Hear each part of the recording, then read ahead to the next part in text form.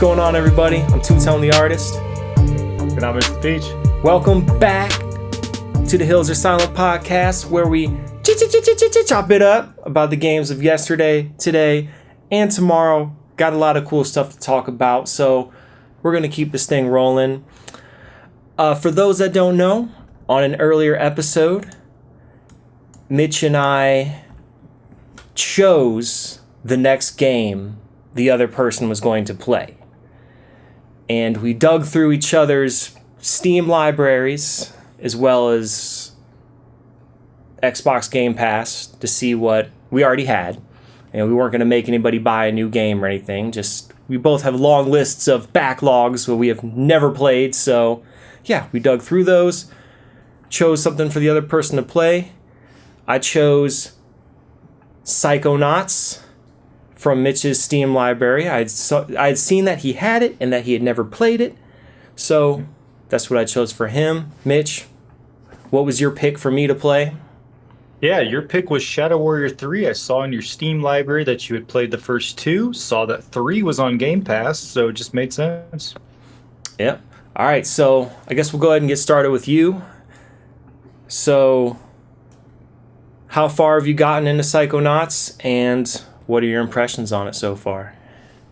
Yeah, so I'm about 2.5 hours into Psychonauts, and early impressions are actually very good. It's a 2005 platformer developed by Double Fine Productions, and I'm very familiar with Double Fine Productions for some of their other titles that they have. So they're always around the gaming expos and showing off some of their games. So I'm very familiar with them. Yeah, it's a puzzle platformer. It can be kind of overwhelming when you get in there at first. There's a ton of stuff to collect right away. Before I get into that, I think it makes more sense to kind of discuss the game as itself and I guess what you're doing and why you're collecting things. So it's set in a retro-futuristic version of 1982. Psychonauts, it follows Rasputin, which his name is Raz. He's a young boy who's gifted with psychic abilities who runs away from the circus to try and sneak into summer camp for those with similar powers to become a psychonaut, which they deem a spy with psychic abilities. He finds there is a sinister plot occurring at the camp that only he can stop. So pretty, ridiculous concept. Dude, that is out there. That was quite the synopsis. Yeah, so that's the plot. That's what you're doing. It's very the animation style is ridiculous. The dialogue is fantastic, though. It kind of speaks to how ridiculous the whole plot is. Like, it's very goofy looking. Like the dialogue is also very goofy and sometimes sarcastic or self-aware and silly. So very fun with that. Before I go more into the game, though, I thought this was really interesting because there's a Psychonauts 2, and there's actually another spin-off Psychonauts that's, I think it's something with a rhombus. I'm not sure. It's like a VR-only game, I think. Yeah, but which is surprising to me, I think mostly because it got picked up by Microsoft, but it says the game was well-received, but publisher Majesco encountered severe financial loss after the game's release and departed from the video game market completely. Dang. After releasing this game, which I had always thought of as highly received, which is why I purchased it in the first place. I gotta say, just from looking at these videos and these screenshots from the Steam page, this game looks so bizarre and weird. And one of the reasons I picked this game for you is because I really didn't know if you liked puzzle platformers. I know you play them on occasion, but I didn't really know if that was your type of game. But Psychonauts came out during the Xbox generation. I want to say it was original. Yeah, original Xbox. Let's see here, Psychonauts. I don't know if it came out for PlayStation 2 as well. So yeah, it released on original Xbox, PlayStation 2, and PC, and you're playing it on PC. But games from that era sometimes were just very weird, cartoony, and experimental, especially in their art design. And yeah, looking at this, it's almost kind of scary looking with some of the bosses that they're showing in these screenshots. It's almost like Tim Burton-esque. That's a very good way to look at it. I did face off against the first boss that you go up against, and it's just this big monstrosity of an ogre type guy that's like chasing you as you're basically in somebody's mind, and that's you're a psychonaut. You go into somebody's mind and you're essentially trying to take out the demons and that are in these people's heads or whatever. And so one of the bosses, I was fighting this big ogre, and I had to basically they gave me my first power that I get where I could just shoot at him. It was almost like a gun that was coming out of my hand that I was just I was shooting at this boss with it. And so it mixes actual third person shooting and certain psychic powers, but also a lot of platforming. Like you said, there's a ton of platforming to get to specific collectibles or stuff that can power Raz up, or things that can give him more life, or so basically the game includes the real world, and as I said, a number of mental worlds which exist in the consciousness of of various characters within the games. So while you're in the camp and you're training to become a psychonaut, you also go into the minds of not only himself, Raz, but various characters within the game. And while you're doing that, while you explore and you do all these things, you start getting more power-ups and more psychic abilities, such as telekinesis, levitation, invisibility, and what I just got before we started this podcast, pyrokinesis. So I've been lighting things on fire with my mind, and it's kind of cool. So yeah, a lot of different things, but it's trying to another thing, kind of like when we discussed with the last campfire. It kind of leaves some stuff up to interpretation, and there's a little deeper meaning with it. So while there's a ton of collectibles that you can upgrade your character and your gear and whatnot, a lot of these are certain things that actually I guess relate to the real world. You can find different bags, you can find purses, duffel bags, just every different type of bag, but they're basically insinuating that those bags are emotional baggage inside somebody's brain. So while you're in somebody's mind, you're getting keys or you're getting tags for these bags that you find while you're platforming around, and basically you're easing their emotional baggage. Dude, that's interesting. Yeah, so I mean, it does have it's clever dialogue. It's a clever idea, like you said. It's very bizarre and out there, which is definitely a sign of the times during that OG Xbox era, PlayStation 2, where people were okay to take these wild swings on games that that may not be the case in these days with how big budgets are and whatnot, and and how a lot of times if game developers fail once, they don't really get too many chances to try again. So yeah, but super creative. I'm glad that this series kept going. It was picked up again. They eventually made a Psychonauts 2, which is on Game Pass now. That was released fairly recently. So I do plan on finishing this game. I don't know how quickly I'll get through it. I know you asked me if puzzle platformers are my thing, and while I do get into them occasionally, they're not my main genre, but I am liking this one. It's fun exploring this strange world and communicating with all these different weird people that have just there's this crazy scientist who I'm talking to who just has the most outrageous dialogue, and so yeah, it's been fun. I think it's a very solid game, and I understand why there's so much praise for it. All right, I got 2 questions for you. Okay. First, if you had to guess, how long would it have taken you to get to this game on your own had I not requested you play it, if at all?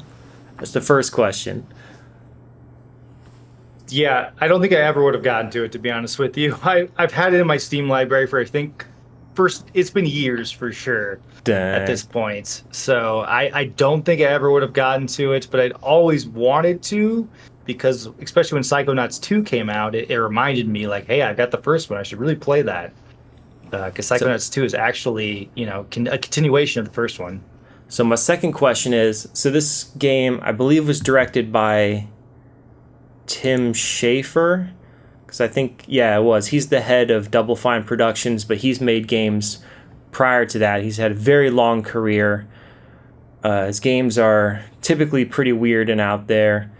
Have you played any other games developed by Double Fine Productions or that was made by Tim Schafer even before he formed Double Fine Productions?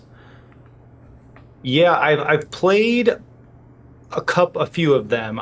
Some of them they've been given away for free when I feel like a lot of these games, like when the old Xbox Gold back in the day, I'm looking at the games list, and a lot of these were given away for free with Xbox games with Gold. For instance, I did play the Costume Quest games. Those are a little bizarre kind of games, but I think it's like more co-op adventure type where you upgrade, I don't know, loot by getting costumes and whatnot. It's kind of silly. I do see though, and I didn't play this, but it's one that I've heard good things. Is that Brutal Legend is a Double Fine game, which is Brutal Legend is the one with Jack Black, I think. Yeah. He stars in it and lends his voice. So that's interesting. But yeah, I haven't played as many as I thought, but looking at them, I know I own some of them or they've been given away for free, and definitely some ones that I've thought about playing but just never got around to. What about you? Have you played any of these?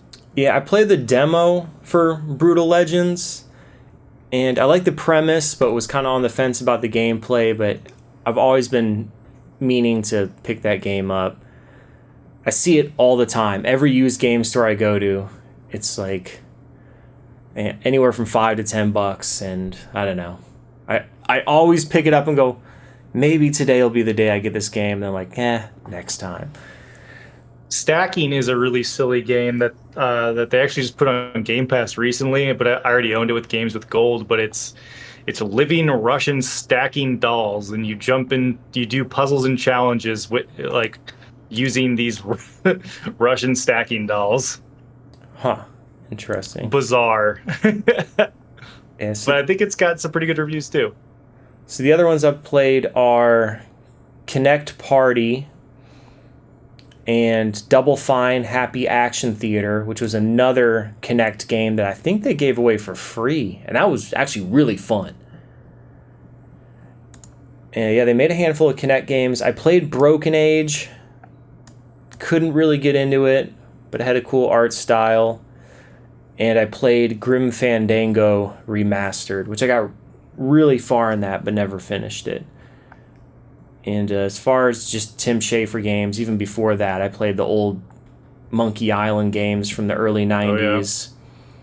Definitely a lot of humor in those Monkey Island games. Yeah. So, yeah, I mean, to me, the games aren't always my style. It's a lot of puzzle stuff or platformers typically. But, man, they just got so much personality. They're so bizarre, and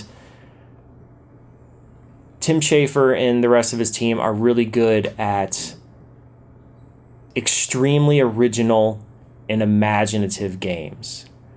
If you play any of the games that they make, it's gonna have a style and flavor of its own. It's not just gonna be some carbon copy of whatever's popular at the time.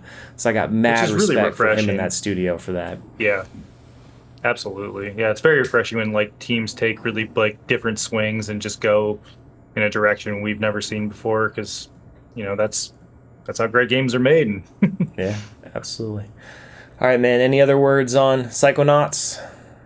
No, I think it was a great choice by you. I'm glad I started it because I do think I will finish it. It's a very, like you said, bizarre but charming game in the same breath.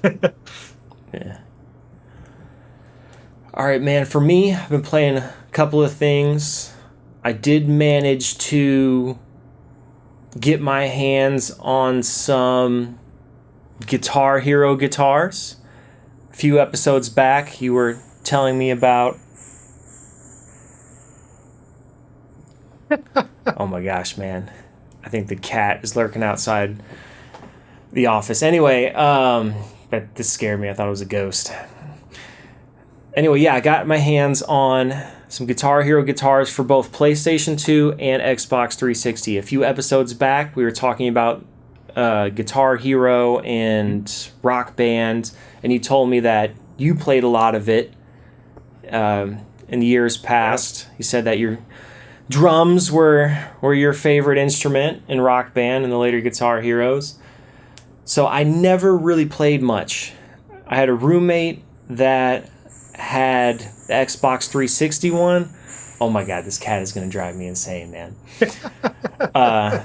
Anyway, yeah, I played it with my roommate, busted it out on a few occasions, and other than that, I think I played like the arcade version of Guitar Hero, but that was it. So now is like my first real moment giving it a solid chance and actually sitting down and playing through it. Sure. And it's always interesting to me when like I totally miss like a wave of a trend, and then I come back years later to see what all the hubbub was about, and I'm like, okay, I can see the appeal to this.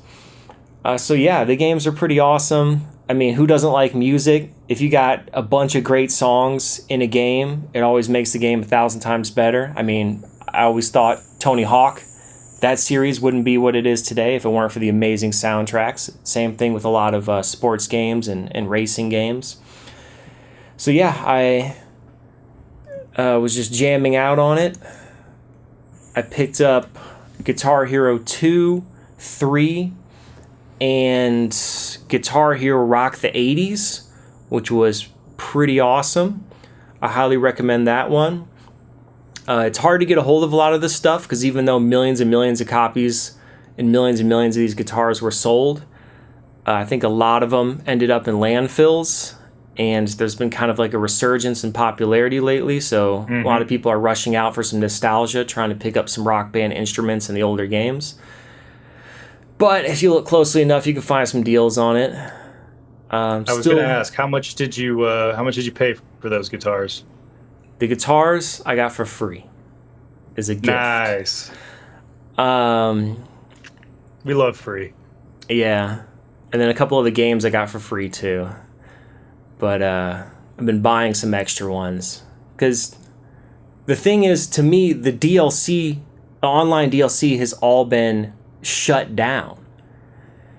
So, which is sad because they had so many extra great songs that you could purchase and download. They really did. So the only thing that's left is these physical copies. And yeah, man, like with anything, especially music, if you don't get a physical copy and a licensing agreement ends, then that music gets pulled from those games. Like, it was so tragic when the older Grand Theft Auto games. So I don't know if everybody knows about this, but the old Grand Theft Auto games, like Grand Theft Auto 3, Grand Theft Auto Vice City, and San Andreas, had amazing soundtracks. So many great licensed songs from the 80s, 90s, early 2000s. And the licensing agreement Rockstar had ended for a lot of these songs. So they got pulled from the digital versions of it. So if you go buy these games right now on Steam, it's going to be a very, very pared back soundtrack, because they literally went in and patched out and removed a whole bunch of songs. I remember trying to play Vice City a few years ago, and it was like the same 3 songs on repeat. At least it felt like that anyway, because they had removed so many of the songs. So for games like that have licensed music, it's always best to get a physical copy of it. So of course I got physicals of the Grand Theft Autos, and yeah, it's going to be hard for these old Rock Band and guitar games to ever get remastered and re-released, because they would have to go back and renegotiate the license to use all this music. It's funny that you brought up the Grand Theft Auto, because I actually bought the remastered trilogy of Grand Theft Auto, which is 3, Vice City, and San Andreas, and yeah, I've tried playing Vice City as well, and man, they stripped that down a lot on those remasters. It's sad. But anyway, I'm gonna keep diving in. I'm gonna keep picking up as many Guitar Hero and Rock Band games as I can, because to me, that's definitely preserving history, and it's just a beautiful marriage of interactive music. So it really is a fun experience. I found some of my favorite bands just based on playing one song in Guitar Hero. So yeah, fantastic times. Yeah, that's another thing. It's a great way to discover music, because when I was playing through the first couple Guitar Heroes, I was adding a whole bunch of songs to my Spotify that I either forgot existed or I had never heard of. Like, I thought I'd heard every great 80s rock song out there, but apparently not. Right. But yeah, that's it for me on Guitar Hero. The other game I've been playing is the one you chose for me, which is Shadow Warrior 3. And as you mentioned, I did play Shadow Warrior 1 and 2. And 1, 2, and 3 are very different games. Shadow Warrior 1 is almost like a Serious Sam clone, where it's just hordes and hordes of enemies, and it's just a single-player game. You're running around killing all these monsters with either samurai swords or guns. Shadow Warrior 2 was a kind of like a Borderlands clone, or it was a looter shooter. So they introduced multiplayer. You could go through a co-op, and it's more of an open world type of looter shooter game. And Shadow Warrior 3 is kind of a Doom clone, as far as like the more recent Dooms, like Doom 2016 and Doom Eternal. And even though these games are kind of clones of older games, so was the original Shadow Warrior. The very, very original Shadow Warrior that released in the 90s was basically a clone of Doom or Duke Nukem. So it's always kind of been just like its own spin on existing gameplay. Dude, this video is hilarious that they're showing on Steam. But yeah, they're all great in their own right. They're not going to set the world on fire, but they're fun and addicting games. Very colorful, very humorous. The game is very self-aware. It does not take itself seriously. The main character is always cracking jokes and just saying stupid one-liners, which I love, because again, that kind of is a homage back to older games like Duke Nukem. And yeah, I'm more than halfway through it. I made the mistake of playing the game on hard difficulty mode. So yeah, in my late teens and early 20s, I was like hardcore. Like, I gotta play every game on hard mode. If I don't beat it on hard mode, I didn't beat it. Like, that was my attitude towards it. And then now, when I have way less time to play games, it's just like super frustrating. I'm like, I cannot just be playing the same part of the level for an hour straight. Like, I got to get through this. I got a whole backlog of games to get to. Like, I got other stuff I got to get to, responsibilities, adult stuff. Can't be doing that. But anyway, I was like, this seems like a game I should play on hard. And it starts out, first couple levels are very manageable on hard. So I thought it was just like, man, this hard difficulty is a joke. And then sure enough, like a third through the game, it just ramped up like crazy. And like last night, I played through the same part for like over an hour. I was like, all right, dude, I got to go to bed. Like, I really want to get to the next checkpoint and beat a level, but I got to get to bed. It kind of speaks to how much you're, I guess, enjoying the game, though. If you're going to sit there and play that part over for an hour, I mean, the gameplay loop must be, fun enough for you to stick with it. Yeah. This game is really fun. And coming right off of Atomic Heart, which the whole time I was playing Atomic Heart, I'm like, I don't really know about this one, man. Like, I don't know if I like it or not. And then I immediately jump into this game that instantly is way more fun. I was like, okay, no. Yeah, I did not like Atomic Heart. Like, kind of gave me something to compare it to. I'm like, oh, wait. This is a good game. Okay. Yeah, never mind. Sorry, Atomic Heart. Yeah, instantly it was a ton of fun. The opening cutscene was hilarious. You start out running on the back of a giant dragon fighting monsters. Like, super epic. The graphics are really good. Flying Wild Hog. These guys, I'm assuming a lot of the developers carried over from the first two games because they have fine-tuned their craft. They know how to make just fun. It's just like a fun game. Some games are serious, some games have crazy stories that'll change your life, and some games are just stupid fun. And Shadow Warrior 3 is just stupid fun. Is it original? Not really. Is it earth-shattering? No, but man, you are going to have some fun with this. So you basically will enter... It's kind of like an arena shooter. You basically will enter an arena. You'll get locked in, just like Doom 2016 or Doom Eternal. Yep. You'll have to run around and kill all the enemies that spawn, and then it'll unlock the next area. You continue, get a little bit of story, rinse and repeat. But what you quickly realize is all these arenas have a certain flow that you're supposed to go through them. It may be a circle, it may be a figure eight, it may be some weird loop, but essentially you can loop around the level. And you also have a grappling hook so you can swing around. And there's respawning ammo and respawning health that takes a few seconds to come back. So you basically just keep looping the arena as fast as you can, keeping your health and your ammo up while blasting away all these enemies that have very distinct attack patterns, very distinct weaknesses, and you just kind of get in this zone. You're just like, all right, man, I got it. This enemy, switch to this gun, do this, do that. Like, you just get this awesome flow going on. That's, it's cool, man. I highly recommend it to anybody out there. You're selling me. I'm definitely going to beat it. Probably going to drop the difficulty because it lets you drop the difficulty after you start the game, which is always nice. But yeah, man, freaking awesome. The only sad thing is that I don't know if we're ever going to see a Shadow Warrior 4 or if we're ever going to see anything coming out of Flying Wild Hog again, or Devolver Digital, their publisher. Because I don't know if anybody's been paying attention to the news lately, but Embracer Group is getting ready to close a whole bunch of studios that they just bought recently.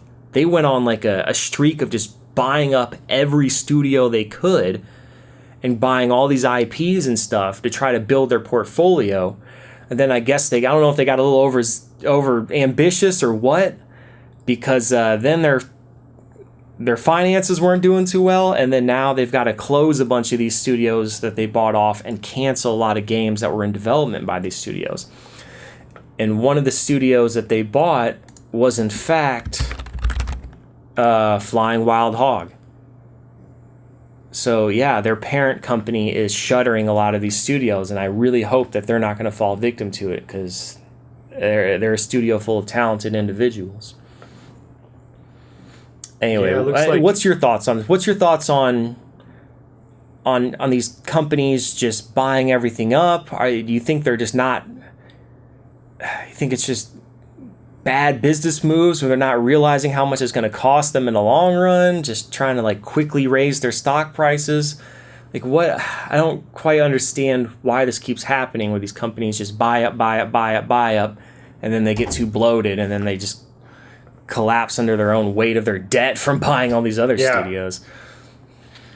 Yeah, I really think they should leave the buying of these studios to, I mean, I hate to almost monopolize things, but I mean, the only ones that I see success stories with, or ones that really support their developers, are the Microsofts or the Sonys or the Nintendos. You know, it's the big three when they bring in these studios and bring them under their own Xbox umbrella and fund them, where they really feel supported. And I don't know, it's sad to see this. I mean, I understand it is super helpful when smaller developers do get bought out by bigger corporations and do get funded. I mean, you see that a lot with Epic Games recently. For instance, they have purchased Rocket League, which is one of my favorite games, and it's really helped Rocket League turn into a free-to-play games service that they don't have to rely on so much of people purchasing the game, but more just kind of do a games as a service thing with microtransactions that are optional. Same thing with Fall Guys. Fall Guys became a really popular game that was originally, one that you had to purchase, but then Epic bought that as well, and it turned free to play. But yeah, there are a lot of instances where companies just they bite off more than they can chew, and sad things like this happen. And we can only hope that some of these studios get picked up by other spots, because I don't know, like you said, if we'll see a lot of sequels now from some of these games that we have enjoyed. I mean, I'm looking at the list right now, And there's a ton of games that I've played that I'm going to be sad if we don't see another one. Like the Metro series is really good. That I've really hyped that one up a lot. Just looking at some of these other ones. I mean, even Gearbox with Borderlands. I mean, that's pretty crazy. If something like that were to just, I know there's been a lot of drama with Gearbox, and that's kind of why they got bought out. But still, there's probably a lot of good developers still there at Gearbox, and they make good. Borderlands is a great series. Yeah. I mean, just going through the list, like you said, they've bought up Gearbox, they bought Crystal Dynamics that have recently made the modern Tomb Raider games, Eidos Montreal, the modern Deus Ex games, which I love. I love those newer Deus Ex games. Volition with Saints Row, Dam Buster Studios just released Dead Island 2, 3D Realms, speaking of Duke Nukem, Ghost Ship Games, who developed Deep Rock Galactic, Coffee Stain, who developed Goat Simulator and Satisfactory. I'm not familiar with that one. Piranha Bytes that have made Gothic, Risen, and Elix. Tripwire Interactive, who make a lot of great games, including Killing Floor. What else does Tripwire Interactive have? I don't know. They've made a lot of stuff, and they're located, I believe, in Alpharetta, Georgia, not too far from where I'm at. War Horse Studios, who make Kingdom Come Deliverance, 4A Games, like you mentioned, Metro. Although I want to say that's the publisher, not the developer. Maybe that's the case for some of these, because I know they're buying developers and publishers. Oh man, Tripwire actually, funny enough, we've talked about it before, but they actually created Deceive Inc. that we've talked about in a previous episode. Really, that was them? Okay, that was them.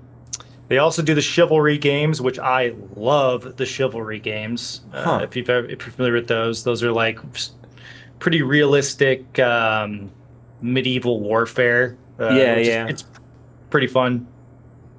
Then Killing Floor, and then other ones I don't. Maneater, which is a goofy shark. That shark game. Shark. Yeah, they got a lot of stuff. Also a very varied portfolio. But anyway, so Embracer Group, I don't think they've released exactly what they're going to be canceling or closing, but all these studios are potentially on the chopping block. So, and these are all great games and studios. And the rumor is that, and some of it is kind of confirmed, that they really want to transition to having less studios and focusing more on just Lord of the Rings properties, which, okay, I get it. Lord of the Rings is a moneymaker. They've actually, Embracer has announced the Lord of the Rings MMO that they're doing with Amazon Games. So, I mean, I totally get trying to focus on a really good property such as Lord of the Rings, but I mean, not every great game has to be a property of some good movie franchise. Yeah, and if that was the case, kind of would have been nice if they had the foresight to have that as their business plan before buying up all these studios. Exactly. And then having their future hang in the balance. I guess the lesson to take away from this is don't bite off more than you can chew. And it's better to just focus on a few key things than to try to just swallow up everything and become this behemoth of a company or organization. Well, because like for instance, like when you see it with like Xbox game studios, when they're like they highlight their developers so much in those showcases that we just were talking about, and they really put them on a pedestal and like really show the hard work they're doing, and it really seems like they support them. So it's sad when, not that I'm trying to compare the two, but it's sad when other smaller developers that are very talented don't get that same treatment. Yeah, and I am sure Microsoft seems like a very calculated business. Same thing with Sony. I don't think that they're just gonna buy up stuff just to be buying stuff. I think they're very careful in who they choose and understand how much they can spend on acquisitions and all that stuff. I don't know how big Embracer Group is. They may already be some massive company, or maybe buying all these studios was their attempt to grow, to hurry up and become something as big as a Microsoft or Sony. But some things can't be rushed. Anyway, yeah, that was wanted to cover that since I was just playing Shadow Warrior 3, and that's where that development studio is at. Yeah. So, anyway, any last words on this topic, Mitch? No, I think it loaded well into what you were playing, and yeah, it's just kind of sad to see. Just hoping a lot of these developers get another chance if they are indeed dropped. Yeah. All right, so the next thing I'd like to talk about is I do not own a Switch. But someday I will. Someday, if the price is right. But you own a Switch, and recently I've heard about the Nitro deck, which I kind of feel like the Switch is pretty long in its lifespan, but it's still hanging on there. It's still popular. It's still one incredible machine, and third-party companies are still making accessories for it. So this is a new controller for the Switch. Essentially, instead of having two controllers that detach from each side of the Switch, this is just one solid piece that you slide the screen in. And it's claiming to be a little bit higher quality of a controller. They're claiming 0 stick drift, which is good. I don't know if you've been affected by that with your Switch. So I guess this is really questions aimed towards you. Yeah. Are you in the market for a new Switch controller? What's your experience with the current Switch controllers? Have you had to buy new ones because of stick drift or any other breakage reasons? What's your thoughts on a solid controller that can't be detached? Yeah, what's your opinion on this and other similar third-party controllers? Yeah, a lot of thoughts on this. I do think it's funny that the 0 stick drift is one of their main highlights of or their selling points on that. Which, I mean, that's good marketing right there. But for me personally, yes, I'm on my second set of Joy-Cons. My first set of Joy-Cons I did have some stick drift issues, but I also had some button issues where I had to press a button a little harder to get it to work, which maybe could have been fixed on my own by cleaning it. But with a combination with the stick drift, I was just like, I'm gonna get another new pair of Joy-Cons and hope for better luck. And these ones have been good. I kind of wish I would have known about more of these third-party options, or even anything else that was licensed by Nintendo. The only hang-up I have with this specific one, the Nitro deck, as the Joy-Cons themselves are motion sense. You can take them off and do motion games and stuff with them, which with this Nitro deck, I'm going to guess that's not going to be possible, as there's nothing to detach, or you just be holding that one piece of plastic the whole time if you were to put it in dock to your TV. But if you could still use the Joy-Cons for those motion things, and still, you can mix and match and still. Yeah, like how many games really support that? Not many. I mean, so I don't think I have anything that I play with that, except Mario Kart maybe here and there if I have people over, and you can kind of each person uses one half of a Joy-Con, and that's your entire controller for Mario Kart, which I think that's pretty neat. But yeah, I mean, not many stuff is using I'm not a big Dance Central or any of the other dance games that they have, so I'm not using those too much. But I am in the market though. I think the Joy-Cons they're kind of flimsy if you want to play like something that's super that needs super precision. Like I was playing that Metroid Prime remake at one point. We talked on the pod, and playing that in handheld mode with those Joy-Cons, I couldn't get. It's just not as precise with the aim as when I was docking it on my TV and using the Nintendo Switch Pro controller, which is a better, definitely a better way to go if you're trying to play that stuff. But as far as like on the go, I would definitely be in the market for something like this Nitro deck. Yeah, so a few cool things I like about this is replaceable thumbsticks. so you can pull them out and swap them out for whatever style or you like. I like that they have the paddles, the assignable paddles on the back. So basically like the extra buttons that you can hit with your other fingers. And we had talked on a previous episode that in my opinion, that should just be standard on every controller. Like once that was released, like that's awesome. There's no reason to not put that on every controller going forward. To me, that's like a must-have innovation. Another thing is it fits both the original style Switch and the OLED model, which is nice, covers everybody, and the grips are thicker.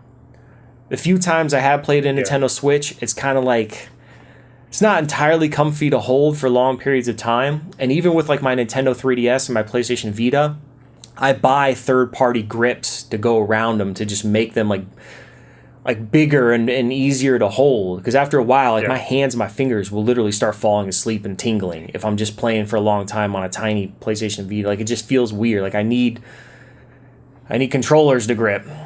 And in addition to that, it's got a bunch of cool different colors I'm liking. Looks like there's like I'm really liking the styles. There's like a limited edition GameCube style one that would be the one I would get. Yeah, if I were to purchase one, I think I would shell the extra few dollars and get the GameCube one. Yeah, there's a GameCube one that looks awesome. It's like atomic purple, and it's got the yellow right thumbstick. All the other buttons are colored the same way a GameCube controller is. There's a Super Nintendo one that's super clean looking. Man, I like that. And I was a little bit nervous because I have a carrying case with my Switch, so I was wondering if I were to get one of these, like what would the size difference be? Would I not be able to fit my current case? But these actually come with a carrying case with them, which is pretty nice. Yeah, it comes with a carrying case, a USB-C cable, and the thumbsticks, which I wonder if it actually comes with, because the video shows them swapping like 3 or 4 different thumbsticks. I wonder if it actually comes with all those different styles, or if you have to buy those separate. Not seeing that immediately. It is gyro compatible. Does have rumble support, the remappable back buttons, as I mentioned. Pass-through charging. You can also use it as an extra controller, I guess, if that's the nice. Switch is not actually plugged into it. That's cool. So yeah, man, these are pretty cool looking. It looks like a better kickstand, it looks like, which is kind of cool. Looks like the base edition retails for $60, which will just get you a black, light gray, or dark gray one, and it looks like this does not come with the carrying case. Okay, so I think the standard edition is just the controller itself and some more basic colors, and then the other limited edition ones are $90, and I think these ones come with the carrying case as well as the additional thumbstick toppers and the charging cable. So that's the difference. That's the what did I say the first one was? 60 versus $90. So that extra $30 gets you a cooler looking color, a case, a USB charging cable, and I guess it seems anyway that it also comes with the different thumbsticks. Yeah, I mean that fits good value right there for the extra $30. Yeah, so in comparison, and just for information, they're expected to ship September 18th, 2023. So how much are just Nintendo Joy-Cons typically? Typically $80. You said 80? 80. 80, yep. Yeah, you're right. I'm looking at Nintendo.com, and which I find that just craziness that those are that expensive. Yeah, that's crazy expensive. When you see all the deals that we've talked about on like just our favorite controller, the current Xbox controllers, like those get down to like $35 at times. Yeah. Yeah, even refurbished ones on Nintendo.com are $30 per each. So you'd still be paying $60 for the pair for refurbished ones. So this one, if you're just to buy the base edition of this Nitro deck, it's $20 cheaper than you're paying for Nintendo Joy-Cons. And yeah, you can't detach them, but these look pretty solid. Yeah, I wish I knew about it before I bought this other set of Joy-Cons a while back. Now, there's a million third-party controllers for every console, including Switch. All right, go Taiko. Had to let the wild beast out. And another one is, which had already been released a few years ago, is the Hori Split Pad Pro, which is very similar. It's just like one solid piece. It's not detachable. And Hori makes really good controllers. They've been around for years. And this one, I don't think it's quite as cool looking as the other one we just covered, but it's very comparable. Ones, it does look like they are detachable. Oh, they are, like, separately? Yes. Oh, okay. They're two separate sides, it looks like, just looking at that video. Oh, you're right, yeah. All right, well, never mind. This one... They but do again, I operate like that these are like thicker. Joy-Cons. I think they would fit my hands better. Yeah, it's got bigger... Looks to be bigger thumbsticks that are more closer to, let's say, an Xbox size. And they got a bunch of cool designs, too. Yeah, the Pac-Man one's looking neat to me. I know we talked about that off the pod. I like that one. And this one's only $50. So this is the cheapest out of all of them. And I haven't actually played with this. I don't know how it feels, but You've really talked this how looks like the reputable best that deal. Hori is for, as a software or a hardware manufacturer. So What did you I say? bet it's pretty. I said you've talked about how reputable Hori is as a hardware manufacturers for these third-party controllers. So I bet it's solid. Yeah, I would think so. So yeah, there are some cool and cheaper alternative options to official controllers. I mean, it's a slight trade-off because now you got bigger, bulkier controllers, and all of a sudden the Switch is becoming less and less portable. But I mean, still small enough to fit in your book bag. And this one comes with rear buttons on the back. The Nitro deck has 4. Looks like this one has 2. So I can't remember. I think you told me. Do the Joy-Cons have buttons on the back? Yeah, they have left trigger, right trigger, then an LB and RB. Okay, but no like paddles. No pad. Well, Like it these has ones. the 2 triggers and then the 2 LB RB. Okay, so this Hori pad and also the Nitro deck, they got the bumpers, the triggers, and the paddles. Okay, yeah, no paddles for So yeah, for the Joy-Cons. that sells it for me right there. Because like I said, I Yeah. think the paddles are a game changer. Yeah, I'll probably find myself. I've been playing my Switch a lot lately, so I may find myself going for one of these at some point. Cool, man. Any other hidden Switch accessories that you've picked up? No, I think having a charger that plugs into the wall is very good with the Switch because I don't really dock my Switch very often. I'm usually playing handheld mode, so especially when traveling, I always have you could buy a separate third party, just a basic charger that plugs right into the Switch itself, and so you don't have to always have it on a dock to charge it. It doesn't come with that? No. Oh, boo. No, they just want you, they think, oh, you just dock it to charge it, and then I think you can maybe find a way to plug it in without having to use the dock, but typically, I think, I'm not certain, but it's nice having a third-party one. That kind of makes more sense now with this Nitro deck, because it was talking about the charging pass-through. Huh. I don't know, man. Just thought that was cool accessory to cover. Yeah. Always like good controllers. 'Cause, I mean, that's what you play the games with. So a nice solid controller can make a pretty big difference, especially if it's a cheaper controller. I'm not into paying $150, $200 for a controller. So when you got something like this that looks really quality for cheaper than the official controllers, I'm down with that. Yeah, really sees best of both worlds right there. Yeah.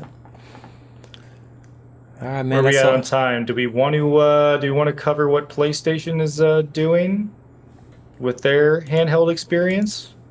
Yeah, we got a couple minutes left. Let's We can just quickly cover it just to kind of tie a bow. let me pull it up. Yes. Speaking of handhelds. All right, so Mitch, I'll let you take it away. Yeah. I don't know too much about this.